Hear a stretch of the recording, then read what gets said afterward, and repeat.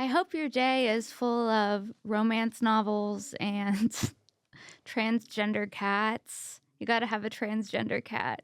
Guys, we have an amazing episode of Shank this week for you with the one, the only comedian Frank Castillo. But before we get into this week's episode of Shank with Frank, there's just a few things I want to tell you about. One, I am coming to Austin. I will be in Austin March 16th through the 22nd. I will be at the Mothership and Vulcan doing spots all week. Look out for that online. I'm also going to be at Roscoe's on the 21st, so come out. I am coming to Phoenix, Arizona, Desert Ridge Improv, March 27th. I am coming to Comedy Bar in Chicago the 28th and 29th of March. I will be in Nova Scotia, Canada, April 10th through the 13th with Kim Congdon at LOL Fest. And then I will be in Brea, Oxnard, and San Diego, May 14th, 15th, and 16th. All of those tickets in my link tree at Princess Shank on Instagram. And for bonus content, patreon.com/Sara Weinshenk. I just dropped a full set on there, and I will be dropping some vlogs on there as well. All right, let's do it. Let's get into this week's episode of Shank with Frank Castillo, guys. Here it is.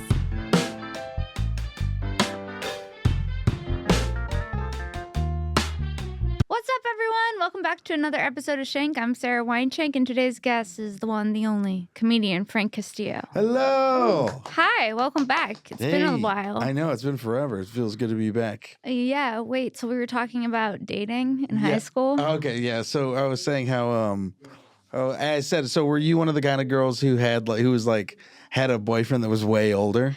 Yeah, and the weird part was, okay, this is so weird. Like in hindsight, I went to get my hair done for prom at this really nice hair salon. I saved money to get it done there.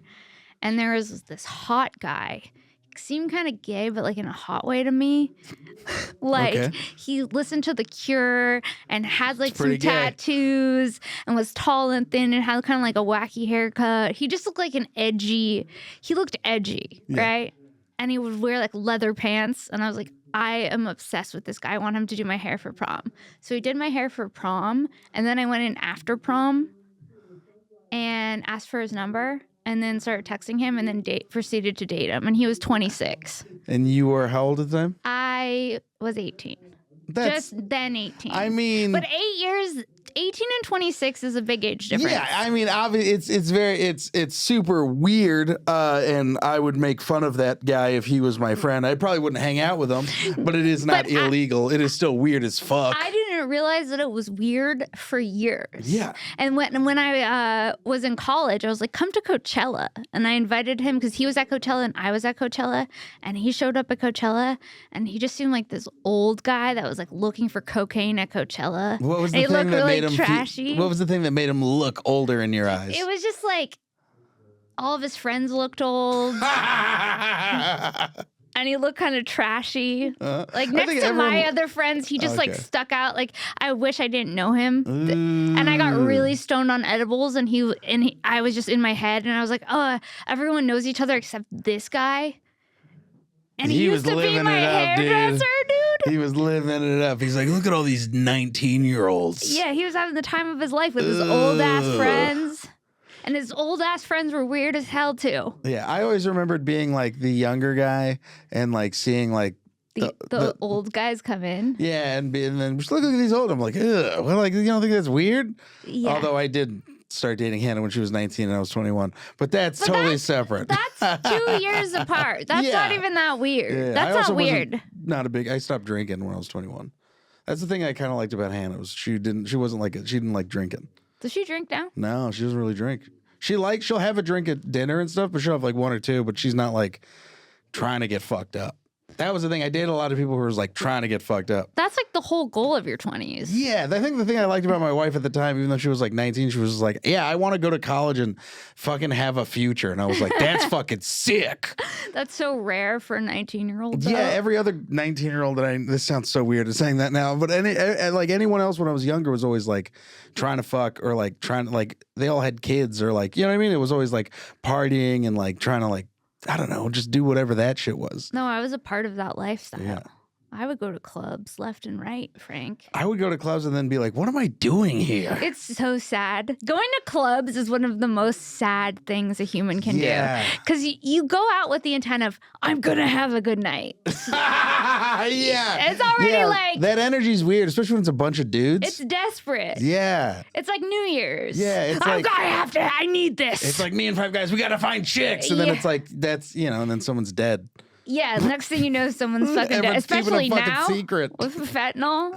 Oh, yeah. That's the thing that always, like, I had friends who would, like, go out and be like, yeah, we got to meet chicks. Then it would always turn into, like, doing cocaine or, like, drinking a lot. And then it's like, you never meet the chicks. You never meet the chicks, but then you end up spending $200. Yeah. Or you meet the chicks, you buy them drinks, and they disappear. Yeah. I had friends be like, wait, not too aggressive, but just, you see the guys that are, like, too coked out and they just don't know how to like talk to people, or they're like super in their space and just very weird. Yeah. Ugh. Dude, I just had a core memory unlocked recently. My 21st birthday was at the Roosevelt Hotel, okay? And there was a club at the Roosevelt Hotel called Teddy's. And it was like all these like bitchy LA girls would go. And I just remember that at my 21st birthday, in the booth over was P. Diddy. It was a repressed memory that just came out like a week ago. Was he like staring at you? No, I don't know. He was like dancing on tables. It was a whole fucking thing. That's wild. Yeah. It was a core memory unlocked out of nowhere because I was drunk a lot in my 20s. We met in our 20s. Yeah, we did meet in our 20s. We were on a weird podcast. We were on a very silly ass podcast. Yes. That whole time was very weird. But it was also like, hey, man, this is the times that make us the comics who we are.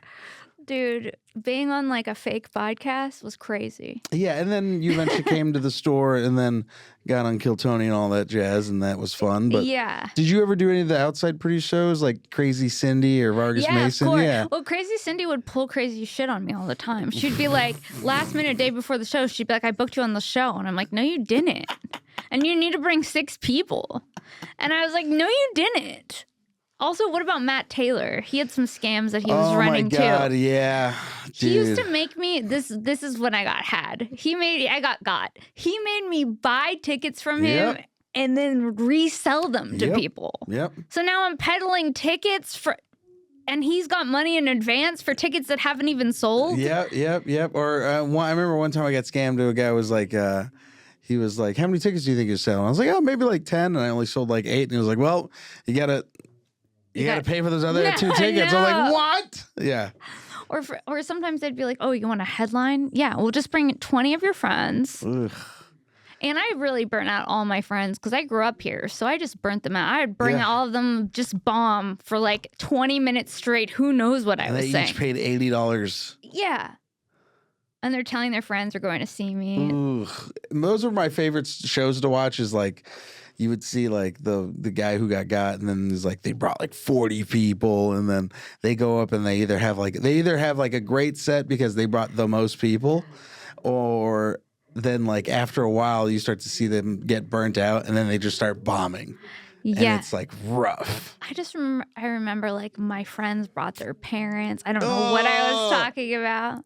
They left being like, well, that was interesting. It was always funny, too, because it was always like someone on the lineup would eventually run into someone famous or knew someone famous, and then they would come to the show. Yeah. And I remember going up and bombing in front of Sandra Oh. And I was just like, this fucking feels terrible. I can just lock eyes with her, and I'm like, ah.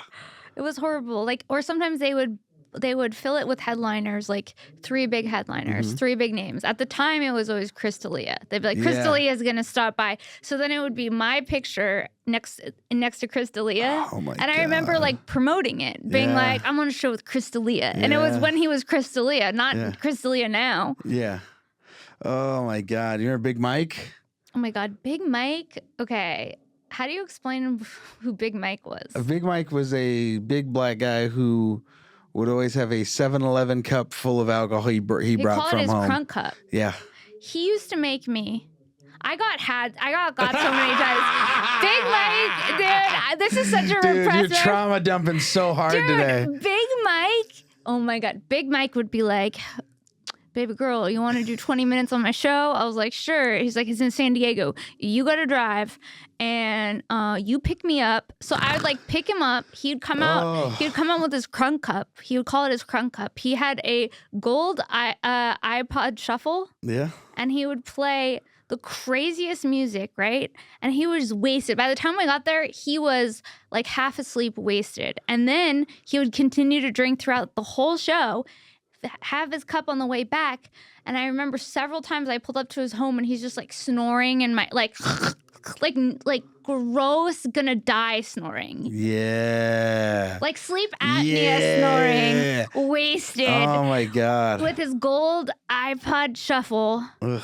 And he'd be like, you want to do a spot same time next month? I'll be like, I'll be there, Big Mike. You're like, I need this 20. I need this 20 minutes. I need this 20 so bad. But no other job would you do that in, would you? Like No. suffer immensely. So fucking desperate. I don't even know if I got paid. We did not get paid. I may have well gotten enough. like $25. I probably didn't. You remember Martin Harris? Yes. Yeah, that was one of the only other guys that was like nice enough that would toss me up if I was around. Michael Q. Yeah, Michael Q. I drove him to San Jose once. I remember that story. That's a great one. But also Michael Q, it was always so fun to see like people's like day jobs afterwards because Michael Q was like a black belt in martial arts and like He was? Yeah, that dude trained SWAT people on his day job. That man could kill people with his hands. No. Yeah. Yeah. That's so fucking crazy. Yeah, that shit made me laugh every time when they told me that. I was like, that man is trying to be funny. And I was like, you could kill everybody here. And he owned Rock Paper. He did own Rock And Paper. I hosted at Rock Paper. I actually really liked Rock Paper. I think about Rock Paper more than I do even think want about to. that place a And lot, I think too. about the Meltdown sometimes too. Remember Anthony Bublitz, that crazy fuck?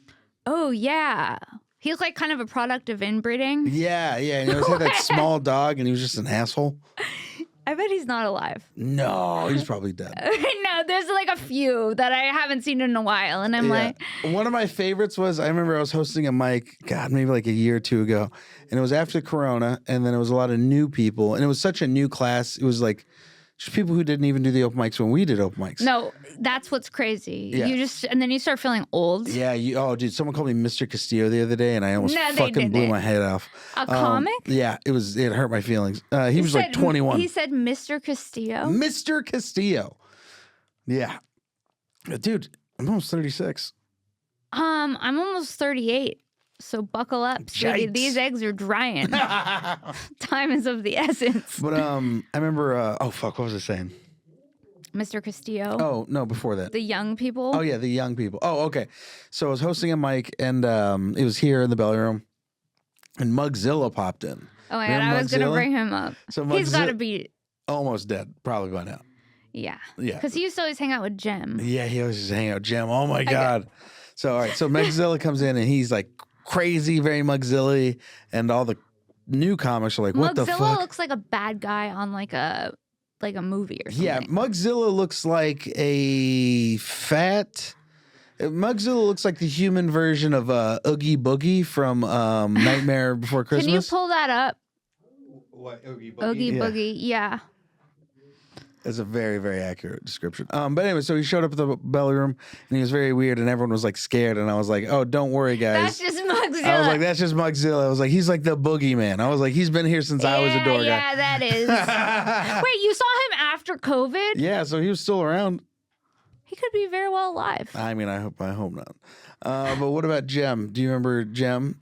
Yes, I remember Jem. Jem would always ask me for a ride, and I was always say yes. And then all the, You now gotta stop Oh, saying that yes. was before. That was when I was just a young comic with nothing to do. I was like, now I'm giving a ride to Jem around town. He's wearing tie-dye. He's like a deadhead. Oh my God. At 55, a 55-year-old deadhead, I would say. His best friend was his best Kenny friend Lyon. Kenny Lyon.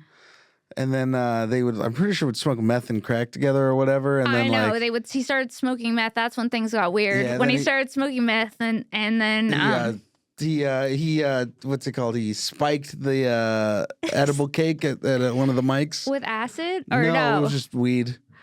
So I just remember like logging on Facebook, everyone was like, Jem is an asshole and a terrible person. And someone was like, my dad was at the mic and he had a piece of the cake and he has a federal job and then he almost lost his job. Dude, I remember that. I remember that it was a big deal and everyone was upset. Yeah, but it's also like, why would you eat cake given to you by Jem? He looks like he's on drugs. Yeah, that's such a bad move. Then I remember Jem moved into low-income housing. Downtown LA, like you'd have to like walk over Skid Row to get there. And I wanted mushrooms. Now I'm driving to Skid Row to Jem's low-income housing to get the mushrooms. Not a good not a good time in life. You know what I mean? And then I remember he started doing a show at his low-income housing downtown. Did you ever do that show? No. Why did I keep the relationship going for far too long? You know you could say no to things. No, I never did. I was like, oh yeah, a set, I'll be there. So I remember Jeselnik said that once too. He was like, you don't have to do the spots. I was like, what do you mean? He was like, there's very few things that are required for us to do our jobs. A microphone and a fucking stage and blah, blah, blah. He was like, if you don't have those things, you don't have to do it. And I was like, oh, I guess you're right. You just don't have to do things. Yeah, that is something that you realize later on. Was there ever like a show or a spot that you were like, fuck, you still did it, and then you realize later you're like, oh, I never had to do that, and I shouldn't have done that. Yeah, I just did one in downtown LA. Really? It was in the Grand Central Market. Do you know what that is? Yeah. It's like a food court. Yeah. In downtown LA. They're like, we're doing stand-up inside the Grand Central Market. And the whole time I was like, what the fuck am I doing? And it wasn't that long ago. It was like in December. Yeah. And I drove to downtown LA. I had to be there at 7. So I'm sitting in traffic the whole way there. I don't think it paid very well. $50 maybe? Maybe. Yeah. And I was downtown and people are buying like sausages and pizza. That's like every type of food all under one roof. During COVID times, it was acceptable. Now it's kind of like, what are we doing? Unless it's like a fun, like exotic location, like there's a exotic, like a laundromat. Yeah.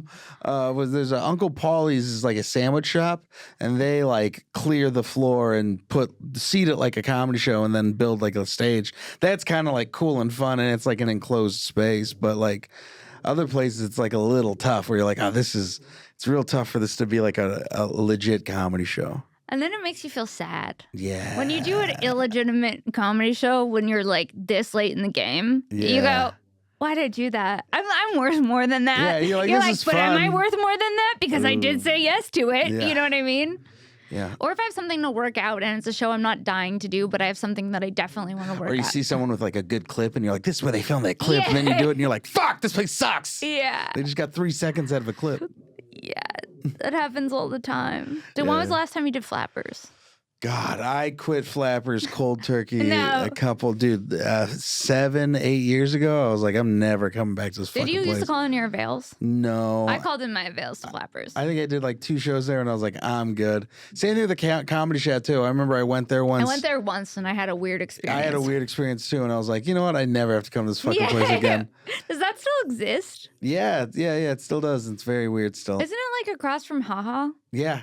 And then I went to the Haha, and what's her name was like, you were very funny. Give me your number. And I gave her my number. She was like, text me for spots. I texted her for spots. Never heard anything back. You know what she did to me? She tried to charge me for a water. And I was like, I'm actually performing on the show. She was like, I don't care. It's $4. And I was like, she does that to everybody. I was like, I'm performing on the show. Like, what are you talking about?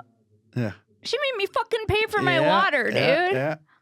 God, this job sucks. You know what's funny is it's like you have the best day ever and then the weirdest day. Yeah. There's guys that are starting to get in the game though who are like, they don't know how shitty it is. So like, I remember I was doing a gig and they're like, do you want to do a spot? And I was like, sure. And they're like, all right, it's this. I'm like, sick. And they're like, it's like $300. Is that okay? And I was like, for how much time? And they're like 15 minutes. I was like, yeah, that's totally good. That's I think I can make sick. that work. Yeah, I'll figure it out. Yeah. Yeah. You know, and then you're just like, oh, those are like, they don't know any better. Wait, did you just get back from doing that roast? Yeah, I roasted a millionaire and his friends for his birthday, and one of the other guys was a billionaire. How was it? I mean, they did not like that I kept bringing up how rich they were. They didn't? No, they did not. What did they say? Like They just didn't laugh. You could just tell they were like, it they're was very funny. uncomfortable? Yeah, I think they just didn't. I think it was like they just didn't want to be reminded about it, or they just didn't want to like, or maybe they don't think of themselves like that. But it's also like, I don't know, they were like bashful about it. It was very funny. Humble billionaires? Not humble. It was Not like, humble? don't forget, you know, like they Don't definitely remind everyone. Yeah, Maybe it's yeah. like I don't remind everyone because, you know, my family's here and I don't want to have to give them money for shit. No, it was all just their friends and stuff, all just rich people. So it was like, yeah, I was teasing them pretty well. It was good. It was a lot of fun. Did you hang out with them after? Yeah. Did they get wasted? Yeah. It was weird. I saw you were wearing a cowboy I hat. bought a cowboy hat. Yeah. It was working. I was confused though. I was You know like, what? Frank really went all out for this. A lot of women, and my wife included, felt the cowboy hat. I didn't realize the cowboy hat would be such a big hit. Are you gonna wear it when you go back to Texas? Yeah, I'm gonna leave it in Texas. I can't wear that hat. You can't just rock a cowboy hat here. No. My friend is on the dating apps again, and she said that the number one red flag is men in cowboy hats. Yeah, that's a specific Texas thing. Like you got to be like if I An LA person in a cowboy hat. Yeah, it's tough. You're just like, all right, I get it. You're trying to fucking be on Yellowstone. The first time I went to Texas with Kim, we had like pink cowboy hats, and they kind of looked like bachelorette party cowboy hats, and everyone was making fun of them. Of course. We're like, we're hacks. Yeah. Yeah. I felt like embarrassing. You were like, oh, Tony can do it, but we can't? Come on. Yeah, what the fuck, dude? Yeah, so I'm probably going to wear my hat when I go back. Yeah, you got to. Yeah. So you have a trans cat. Yes, I do have a trans cat. Can we talk about this for a second? Yeah, absolutely. So if you have cats, get vet and get pet insurance because cats can get kidney stones, their version of kidney stones. And that's basically what happened to my cat. My cat kept getting his urethra blocked. And if it happens and multiple times within a couple of months, they suggest a very crazy surgery, which essentially is they just cut your cat's dick off and make a vagina. So does it look like a vagina? It just looks like a fucking like vagina. No. Not like lips and everything, but it's just like, it just looks like a little hole. And you're like, oh, that's wild. And then he just pees at it. And he sits down just like a cat with a vagina does. It was like that or the cat dies. And he was like 3 years old. So it was like, well, I couldn't just put him down. If we did, though, we'd have a lot more money than we do now. But it was like. How much is cat insurance? Cat insurance is like $6,500 a month, maybe. But $6,500? $65 to $100. Oh, okay. Yeah. But it only covers like certain procedures and stuff. Yeah, it sucked. And then like. When the lady told me, I no joke with a straight face was just like, she was just like, we eventually have, she's like, essentially we give your cat a sex change. And I was like, fuck you, lady. I was like, you're not fucking tricking me. But yeah, that's what they do. Apparently it's a common procedure. You have a they cat. I have a they cat. Your cat's a they. My cat is a they. That's so crazy. Yeah, he's a trans cat dog. Dude, I still want to read the books that your wife read. The horny fairy books. Dude, I posted a picture of her to be read shelf. Oh my God, I saw. So that's all the books she still has to read. So she's like an avid reader. Yeah, she also reads a lot of, it's not all smut stuff. It's all like other stuff too, romance novels, just regular ones, and then just regular fantasy stuff. So she reads a lot. She likes fantasy. She likes fantasy. She's read about 50 books this year so far. The year just started, Frank. I know. She's like a genius. She's not a genius. She just likes to read. She's not a genius. That's very funny. Yeah, she's not a genius, dude. She's definitely smarter than me. When you go to Austin, she's fucking reading. Yeah, dude. Yeah. She's finally like, I get to cuddle up with my books again. I'm also learning how many chicks are reading pornographic books in public. Why? Because your wife? I'm reading all, like, I see all the books she's reading, and she'll tell me about them, and then I'll see chicks They're reading the same. all pornographic? Most of them have pretty hardcore sex scenes in them. Well, send me the ones. I mean, there's a very famous one on TikTok. I think a guy fucks a chick with a gun. Wait, what? Yeah. The gun is the dick? You heard me. Yeah. And then ananother one with the hilt of a dagger. Okay, that's too far for yeah, me. Dog, I don't even know what the hilt of a dagger is. What the fuck? Real fucking weird fucking shit, dog. I don't know. I looked at my wife. I was like, dog, you got to stop reading. I was like, not in my fucking house, all right? Can you Google hilt of a dagger? You know, the thing you grab. Yeah, it's like the handle. Oh, it's called a hilt? Yeah. I have no idea. Okay, cool. I guess we don't need to Google it. I got it. Whoa. It is kind of phallic looking. That one, like not no. I like how you're like, no. Ooh. Yeah. Okay, maybe I spoke too soon. That's so funny. What other ones? But there's also like, it's so funny, the books that they have, there's like whole genres of like hockey players and sports romance books. That's a no for me, Doug. Hilarious. There's also like cowboys and shit, and then like Okay, back in. Okay, that's so funny. Yeah, cowboys is a big if you do cowboy smut romance novels, there's like a few like top 5 like bestsellers. I guess, but like, how embarrassing to get into if I start getting into romance novels. It's not embarrassing. Well, it's just, nobody will know. No one will know. Yeah, because my boyfriend doesn't have a podcast. I don't know. It's also just so funny because I get. Well, it's also I'm into it. I'm into it. The fairy one appealed to me the most. Women are less visual too, right? Yeah. Men are more visual. Yeah. Yeah. I'm like using my imagination, Yeah. picturing these fairies having sex. Ooh, so fun. Yeah. Can you Google cowboy romance novels? Smut? Yeah. Cowboy smut. Cowboy smut. I'll do romance novel. Okay. Lee's uncomfortable. Well, it'll give us better answers here. Oh no. Well, smut specific. Smut specific? Yeah. Smut is yeah. Okay. Yeah. Smut. Oh my God. Cowboy/ranch hand romance. Oh my Wait, god. there's one called Breaking Him. Oh my Yeah, God. dude. It's like FMC owns a ranch where she employs the town outcast who was reviled for supposedly killing his father. He's a gentle giant with some BDSM urges that leave him conflicted given his past, but she's been pining from afar, and decides to go get him. Casual geek, nicely steamy. The Reddits, Breaking Him is available on Hoopla.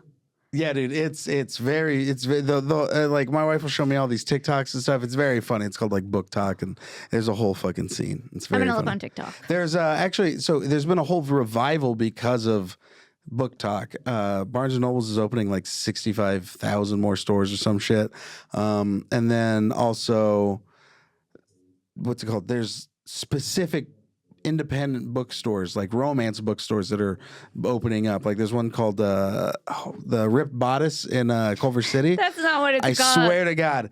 So Look at yeah. Look at the cover of Breaking Him. Yeah. So they do certain covers where they're steamy as fuck, and then they do like regular like safe for work covers where you can just walk around and read them, and it's not like very clear you're not reading shit like that. But yeah, so like they'll do, dude. These chicks that write these books, they'll tour bookstores to do meet and greets, to sign and shit. Dude, I'm switching fucking careers. Bro, you know what's wild? So Look at Mountain Man. one of the books, one of the new books, I think it's Onyx Storm that came out. Target did a limited edition drop where they only had like, I think it was like 25 to 50 at each Target. And it was like a limited edition book with like a certain cover. It was different from all the other editions, right? When those dropped, Your wife was in line. well, she tried to be. Scalpers came and got them and sold them for $500 to $600 online. It was a $30 book. Me and my wife went to Target. We found 2 copies, and we've been sitting on them. But that's how I can't. Are you But gonna that's how resell fucking. them? I want to resell one of them, but she won't let me. But that's how crazy the book collecting is now. Like, there's certain first editions of like A Court of Thorns and Roses, or like certain smut books that are worth like thousands of dollars just because they're like early printings and like signed and shit like that. It's wild. Okay, wait. You and Hannah just need to start writing romance novels. Fuck, dude. She reads them all. She knows what needs There's to be in there. A lot of tropes. Oh my God. Yeah. Did she tell you any other crazy ones? Yeah, there's a lot of like, she started to read a lot more like horror ones. Oh, hell no, So yeah. less about smut and fucking and more just like horror. So she'll read, there's one where it's like a lot of like accidental cannibalism, and then like Accidental? Yeah. That's not a thing. like a story about like 2 serial killers that fall in love and they like feed each other like their victims' body parts, like wild shit like that. Yeah. She's like that. She'll read that stuff and she's like, it's gross, but I don't know why I'm just so interested in it. Does Because she likes like what's it called? like Unsolved Mysteries and all those like murder podcast kind of stuff. She's gonna kill me in my sleep. She's gonna kill you, dude. Yeah. Yeah. See, shit like this. Yeah. Such sharp teeth, slashed. Does she like going to the Renaissance fair? No, she's not a Ren chick. She loves horror movies though. She does. She's more of like a Last Podcast on the Left fan. Did you guys watch The Substance? No, we haven't seen that one yet. Oh my god! Yeah, I heard that you was have good. to fucking watch it. Smile and Smile 2 were the ones we really liked. Smile for even the trailer freaked Yeah. me out. Yeah. No, Yeah. that's your shit. Yeah, I wasn't into it, but my wife was the one of our first dates, she was like, for Valentine's Day, she was like, I was like, let's go see like a romantic movie. She's like, no, let's go see like let's go see a horror movie. And then she made me see, I think it was like My Bloody Valentine, which was like a slasher movie based like on Valentine's Day. So like that's the shit she likes. She likes horror movies. So I watched did you watch the Oscars? a little bit. I tried to watch it, and then I was like, I've seen none of these movies. Yeah. I'm not that cultured. I haven't even seen Wicked. Substance, I will really want to see. The Substance is fucking amazing. But then the one that won Best Picture, Nora, it's about a young stripper. Uh-huh. I watched it, and after I just felt like, my boyfriend and I were like, we feel dirty. Eee. Like, we watched it and felt bad and sad. Nice. So if you were looking to feel bad and sad, Nora, No. I'm good. it made me never want to have a daughter. Yeah, see, 13 made me never want to have kids. Oh my God, my mom took me to see 13. She When I was would, 14, dude. she was like, we're going to see this movie. It's recommended by Oprah. So we went to some like small art house theater to watch it. And I left feeling like, I never want to drink and I never want to get my tongue pierced. And I never like any of that shit. And dude, I saw that movie and I was like, I can't wait to meet these hoes. They No. that movie fucked me up. Yeah, it was real fucked up. It was a real That was fucked up like movie. a cautionary tale. Ooh, how tough it can be. Dude. I remember in high school, there's a few girls who watched that movie, or my middle school, who watched that movie, and that became their like whole personality. And I was just like, all right, chill, dog. Your parents are cool. Your parents are, they had like tongue piercings and belly button piercing. I don't know. I wanted all, like, if I came home with my belly button pierced, my parents would take that out. That's funny. No, I never, nothing ever Did really. you don't have any tattoos. I have like 3. I have You do? 2 pineapples. You have 2 pineapples? Yeah. My Weird. mom's maiden name is Pina. So I Oh, have okay. one that's just a Mexican looking pineapple. It's a Okay. Dodgers hat. The other one's a guy with sunglasses and 2 guns. Wait, it's a pineapple with 2 guns? Yeah. A gangster pineapple? He looks like a Hawaiian guy Wait, with 2 guns. those He's are the just like only this. 2 tattoos? Both And pineapples? then I have a Bayside tattoo. What's Bayside? It's this band I like. It's this emo band from Do you still like New them? Jersey. Yeah, I'm actually good friends with them. You are? Yeah, so like anytime they come in, I get to see them, and then I've gone on the road and ran into them, and they're like really cool. Yeah, they're Does like, Hannah have any tattoos? yeah, she's got an Irish one, and then she's got like the traditional white girl fucking Japanese blossoms tattoo. Cherry blossoms? Yeah, and then she's I got like like a that. Shakespeare quote. What is it? What's a Shakespeare quote? Though she be little, though she be little, she's mighty, or something like that. Whatever that I quote like is. that too. yeah, she's a cool one. She's She was cool. talking about getting her septum pierced, and I was She like, would look "That's cute with sick." that. Yeah, A septum piercing. I've always been into chicks. Like when I was growing up, with chicks with like piercings and tattoos, like alt kind of chicks. Like that was always kind of like my vibe. I dug that. Don't get me wrong, girly girls are great, but it was always like, it's like that bitch got a piercing. That fucking sick. Yeah, Yeah. that's what I like tattooed guys too. Yeah. Anything that my parents didn't like, I was like, yeah, I like that. I remember growing up, my mom was like, because my grandfather was racist, and he was like, you can't bring any black guys home. Like, and that was the big thing. And then I remember when my mom was raising me, she was like, I'm never going to be like that with the way my dad was. But you're not allowed to date white chicks. No. I swear to God, she was like, don't ever bring a white girl home. And then I was like, what? Why not? And then I don't know why, but when she said that, I was just like, what's so wrong with them? And then I was like, white chicks are cool, dude. Yeah, dude. The second Became you plant, enamored with the them. second you plant that fucking seed, Yeah. kids will do the opposite. Yeah. It's like if you want your kid to play football, you got to put them in dance or whatever. I'm telling you. My dad did think I was gay when I started doing theater. You did theater? Yeah, I did theater and In high school? In high school, I did I theater. loved theater. Yep. I did drama 1 and drama 2. Yeah, advanced But the drama. teacher, dude, my drama teacher was at an all-girls Catholic school. She was like this fat lady who always wore like a long sleeve black leotard. And for some reason, her name was Madam V. Whoa. And she was like, all right, we're going to warm up, everyone. Like, just one of those, like, so far out. Yeah, dude. Like, not living in reality. Like, Madam V. Yeah, Why are you making us call you Madam? She booked like 2 commercials and now she's coasting on a drama teacher job. Yeah. Dude, but that's such a sick job if you think about it. Yeah. My drama teacher, this is what I tell the story every once in a while, but so my drama teacher ended up getting his one of his students who was his babysitter pregnant. What? After she graduated, and there was also a rumor that they were fooling around beforehand when she was underage. Right? It all kind of came out afterwards because she got fucking pregnant. Right? So I don't know what it was. I got to figure out the timeline. So it came out that they were kind of sleeping with each other, right? And they separated, right? Stayed with his wife. It was a whole thing. They all moved out of the city that they lived in. They ended up living about 1.5 miles away from each other. Okay. So they still kept seeing each other. And then he ended up getting her pregnant. So his wife and them divorced. They ended up staying together for the kid. I think his wife ends up taking the kid. And then the chick ends up getting pregnant. And then his oldest daughter are only like 8 to 10 years apart. Like it's bad. And then he ends up losing his teaching credentials because a bunch of other students come out and they're like, this guy was hitting on us, was the whole thing, right? Yeah. And fast forward years, right? Because they end up staying together, the kid, blah, blah, blah. Fast forward years later, my friend texts me an article of an arrest record, and it's both of those people.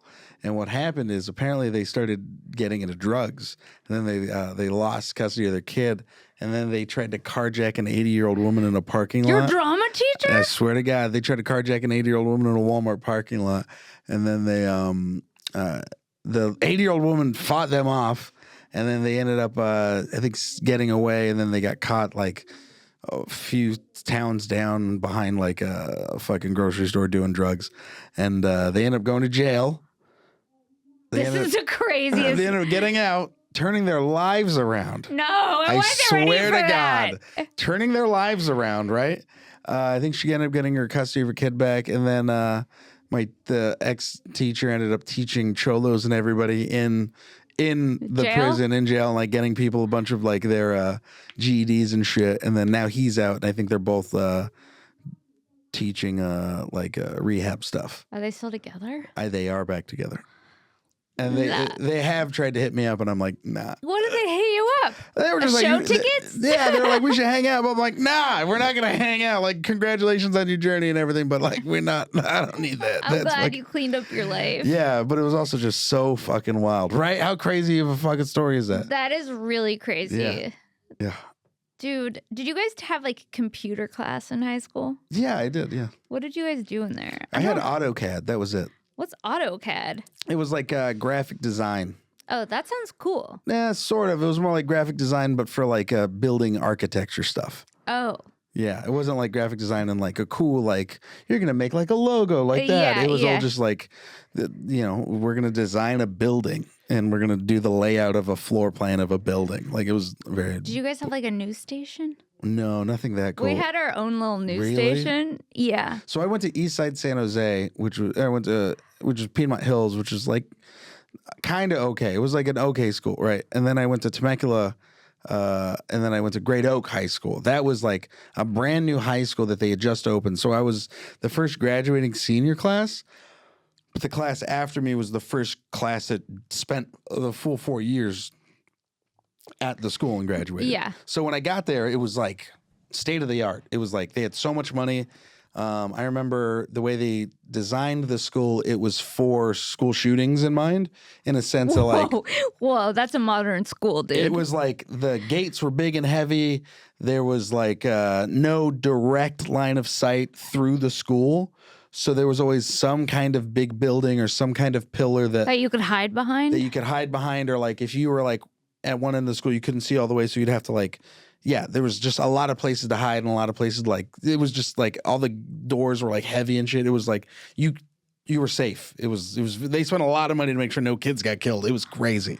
And then every year they would have the did they ever do the fake car crash for Yeah. Well, for us, they would bring in an actual totaled car that someone like crashed and died. And then they would just park it in the middle of the school and they'd say, come look at this. That's what happens if you drink and drive. So for us, they did a full on fake car crash in front of the school with an ambulance and a chopper that flew in. This is how much fucking money they had. I swear to God. They did a stunt? It was a full-on stunt, dude. So you came out and it was like a car crash and there was like dead bodies and all the kids were like the popular kids in school and they would like sit in your class full like dressed as death and you weren't supposed to talk to them and it was supposed to symbolize like dying and stuff. Wait, no. I swear to God. The dead kids would come to class? Yeah, and they would just like sit there and you weren't supposed to say anything to them. It was Are you wild. for real? I swear to God.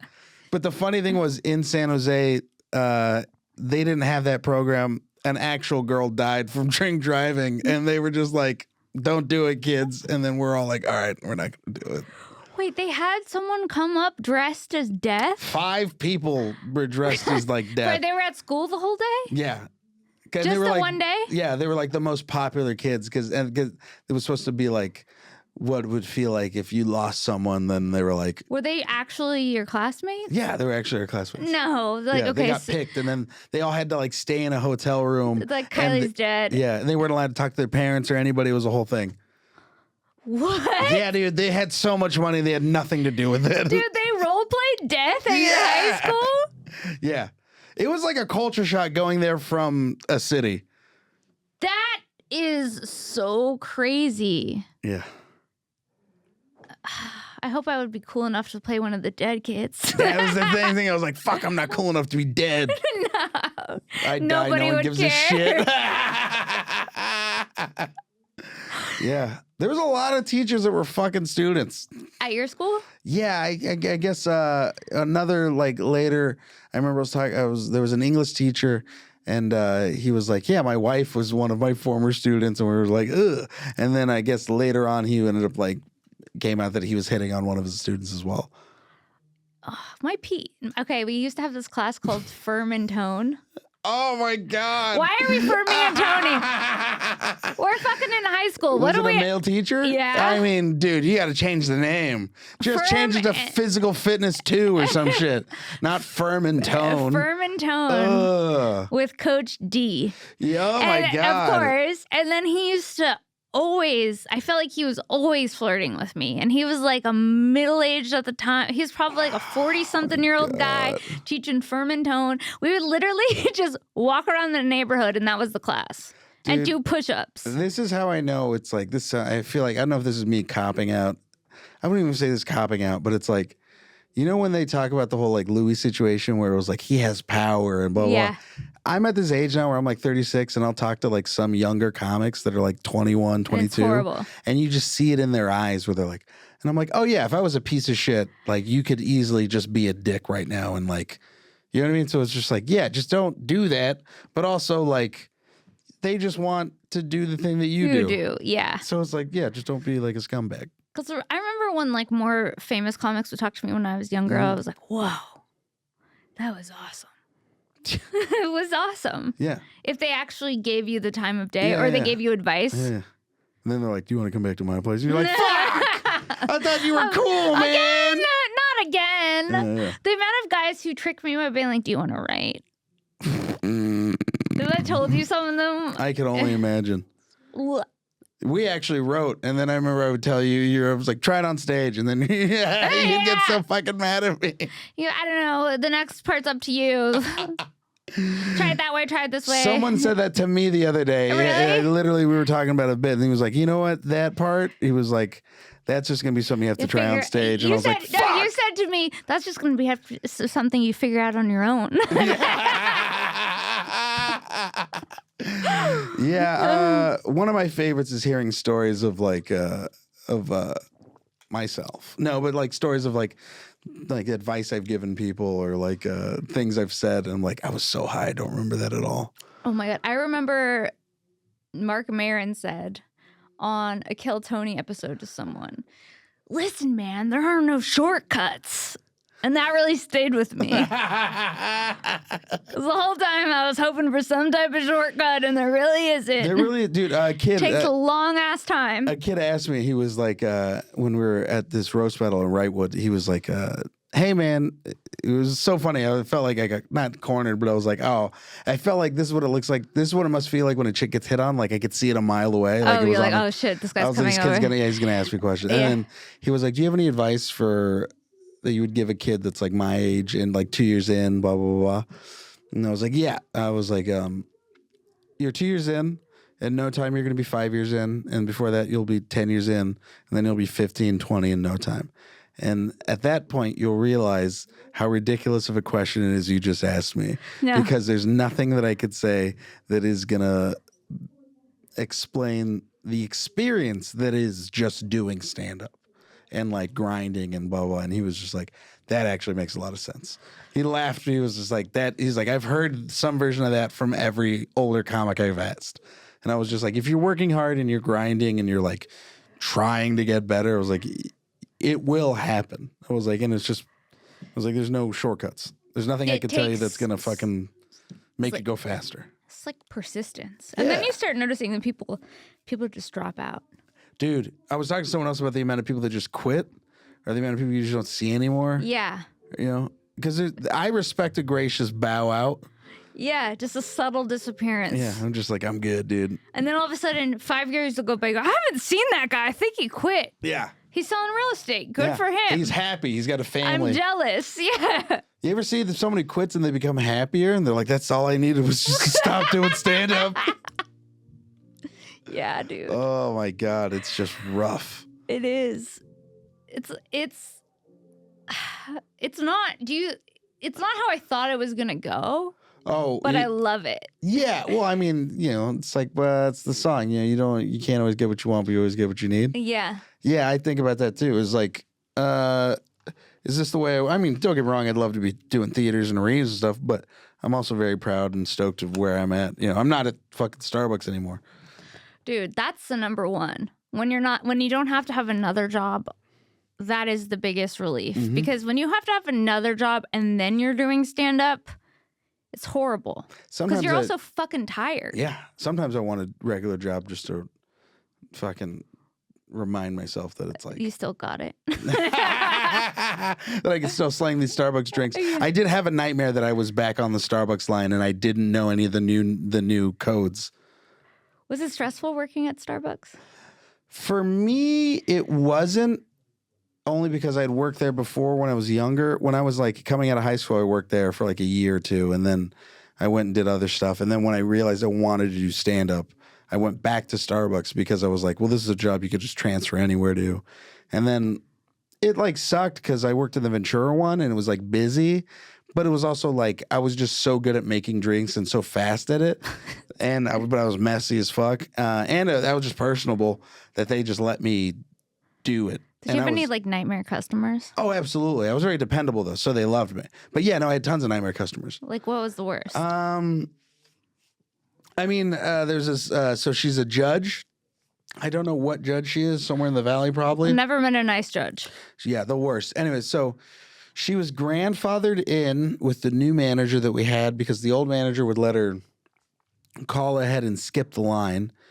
And then we just pay, right? And it was just kind of like you can't fucking do that shit. You can't do that at Starbucks. Yeah, this was before the mobile ordering, all that shit, right? So the rule was she could call her drink in, we would make it, and she'd have to still wait in line and pay for it, right?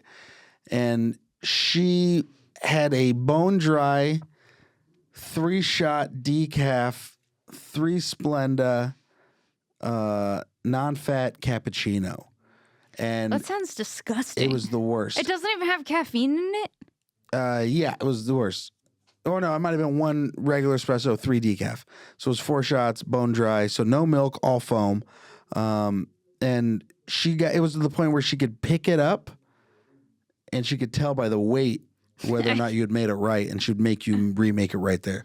And people would hate it. People would sit there and hold the whole line up, right? And I was the only one that knew how to make her drink correctly. Yeah. So consistently and so good to the point where if I was working another station, she would have them move me to make her drink. I'm sorry, was she the fucking queen of Starbucks? She was the kind of lady who had the district manager's number on speed dial. She sounds like a fucking She was nightmare. a fucking nightmare. And I always love telling the story, but the best day of my life was when I got to tell her that I was quitting. And she was just like, what store are you going to? And I was like, no, I'm never working at Starbucks again. She was like, why? And I was like, well, because I'm doing stand-up. I work at the Comedy Store. She goes, why would you do that? Ruined her fucking life. It was great. Oh my God. Yeah. That's so crazy. The amount of self-importance that you think, like you just pick it up and say, make it again. Yeah, dude. It was great. That was one of my favorite jobs. Can I tell one more story before we get it? Yeah. Can you look up Johnny Carson show? Who was the writer? Who was Johnny Carson's writer? We're finding out now. So there was a writer that Johnny Carson had a writer, and I think it was the whole reason they stayed in L.A. was because his writer didn't want to leave. That was like one of the big reasons why Johnny Carson's show was in L.A. and why it stayed in L.A. So when I was working at the Starbucks off Ventura, there was a lady who used to come in all the time. Walter can't play. There's a lady who used to come in all the time. Her name was Mona, right? And she was very, very sweet, regular, coming all the time, very nice. We'd always hook her up with coffee, just would always ask me how I was doing. She would ask me, she was like, what, why are you in LA, blah, blah. And I told her it's because I want to do stand-up. So she'd always ask me about stand-up. She'd always ask me about the store and all this stuff. So finally, when I told her I was quitting and I got the job at the store, she was like, my ex-husband used to work in comedy. And I was like, oh, who is your ex-husband? And then she was like, oh, he used to write for Johnny Carson.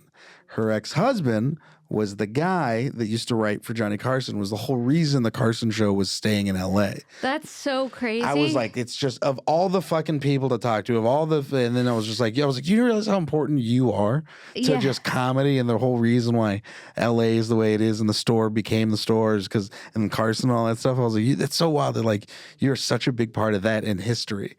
Yeah, that's awesome. And I just get to see you it was just wild. But isn't that weird how sometimes, like, because when I was in my 20s, I was a nanny for this family. And then the family had this, like, rich grandpa that they needed someone to take care of.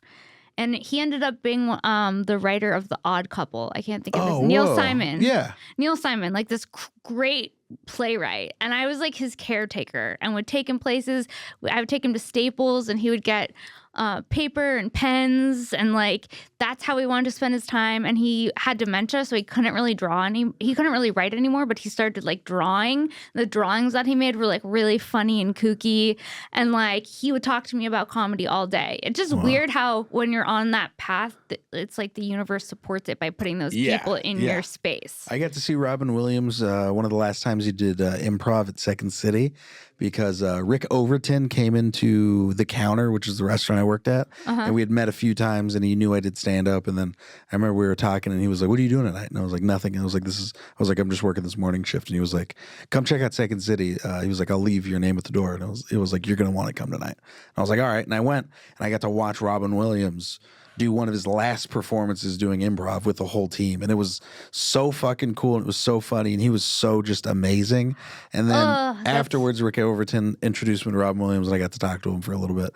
I got to talk to him about the store and stuff, and that was like 3 years before he passed away, a couple of years too, maybe. Was he awesome? Dude, he was amazing. It was like, I mean, that dude was my hero. That dude was one of my favorite people to look up to. The genie, like Patch Adams, Mrs. Doubtfire. Like that was one of the dudes to talk to. So yeah, Hannah was there. So yeah, we both got to spend like 5 minutes just shooting the shit with him. He was amazing. He was also a really good person. I had an ex-boyfriend who had a genetic illness, and as a kid, he lived in Marin County, and Robin Williams lived in Marin County, and he would spend like weekends coming to the hospitals and visiting sick kids. Fucking cool, dude. How many comics now would do that? Just me. You're just a I'll good. hang out with Alex Duong at the hospital. Oh my God. I did. I drove him to the hospital. I've been hanging out with him, make sure he's cool. Oh, is he? Yeah, he's gonna be fine. Oh, I mean, hopefully he's doing chemo and stuff. From what I understand, the cancer is on the back of his eye. It's not attached to any blood vessels or anything. So as long as they're hoping that if he just keeps doing the chemo and radiation, it'll shrink and then he'll get his eyesight back. What's his Instagram? Because his GoFundMe. Alex Duong. Is it Dapper Duong? Dapper Duong, yeah. Okay, yeah. If you can, check it out. Give him a few bucks. Give him a few bucks, man. He's in good spirits. That's good. That's great. And he's a dad. Yeah. So fucking help out a comic. It's the least you can do. Yeah, we should probably put the link in the description if we're talking about it. We will put the link in the description. I will get that for Xavier. And then this comes out a week from today, so the 12th. Sick. So if you have anything you want to plug. Yeah, I'll be in Austin the 16th through the 30th. Follow me on Instagram. I can't advertise the spots because I'm doing Moon Tower, so it's just going to be a lot of secret pop-ins. Oh, hell yeah. And then I got a podcast called To Be Frank. I interview a bunch of people, different comics, different musical artists from Austin, just a bunch of people around town. Give that a follow. And then, follow me on Instagram, Frank Castillo.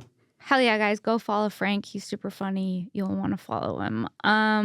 Guys, I'm coming to Phoenix, Arizona. I will be at the Desert Ridge Improv headlining on March 27th. I will be in Chicago the 28th and 29th headlining at Comedy Bar.